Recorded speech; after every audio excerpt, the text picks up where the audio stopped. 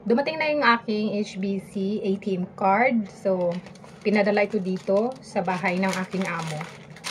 Like 3 days ago. But, ang problema mga B, kailangan kong i-activate yung ATM card ko. So, kailangan ko pantawagan yung hotline na nilagay nila dito para ma-confirm na na-receive ko yung ATM card ko. Tapos, sa kanila ibibigay yung PIN ko. So, ganun pala ang system dito.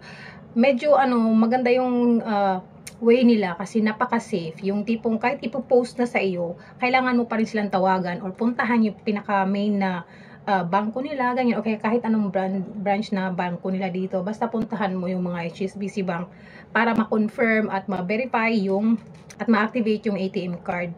Ay, nakalimutan ko yung ID ko mga B kasi sinaglit ko lang naman ito doon.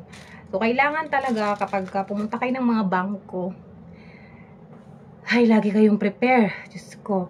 Kasi pabalik-balik, katulad yan. So, dapat nakuha ko na yung PIN ko kanina, pero babalik na naman ako bukas. Sasabay ko na lang kapag naghatid ako sa alaga ko. At mag-i-stay naman ako doon ng 1 hour. So, pwede na yun.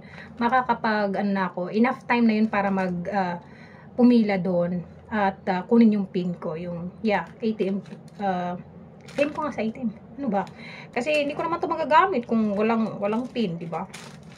Dito na kasi ako sa sahod, sabi niya mo kasi, nahihirapan sila magpasahod sa akin sa cash kasi nga alam niyo kung bakit. Minsan nagkakataon na kinabukasan day off ko, tapos may mga time na pagod na sila, lalo sa yung mga amo ko, pag nag-OT siguro yung amo ko, minsan kasi alas 10, alas 11 na nakakarating yung amo kong lalaki, yun ang madalas na nagbibigay ng sahod ko. So, siguro nahahassle sila, kaya gusto nilang mag-through ATM na kami. And mas okay naman para sa akin yun.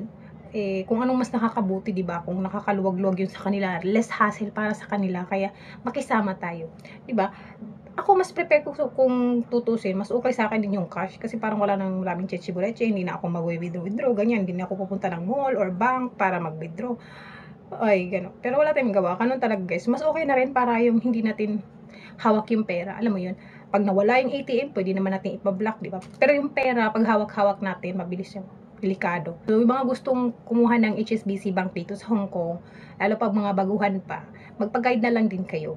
Yun. So, marami namang HSBC brand dito sa mga mall. So, yun lang mga may, kasi parang